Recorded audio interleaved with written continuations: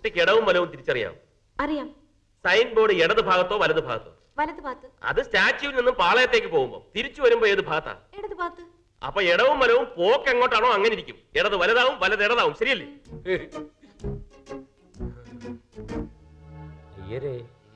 ഈ കേസുമായി യാതൊരു ബന്ധവുമില്ലാത്ത കാര്യങ്ങളാ ഇദ്ദേഹം ചോദിക്കുന്നത്. യുവർ ഓണർ, വണ്ടി ഓടിക്കാൻ പഠിക്കുന്നവർ ലെഫ്റ്റും റൈറ്റും റോങ് സൈഡും എല്ലാം അറിഞ്ഞിരിക്കണം. ഇത്തരം ചോദ്യങ്ങൾ പ്രതി ബുദ്ധിയുള്ളവളാണെന്ന് സ്ഥാപിക്കാനാണ്. അല്ല മറിച്ച് പ്രതി മന്ദബുദ്ധിയാണെങ്കിൽ വെറുതെ വിടാമല്ലോ. ഇദ്ദേഹം എന്നെ മാനഭംഗപ്പെടുത്താൻ ശ്രമിക്കുന്നു. You mean insulting? Yes.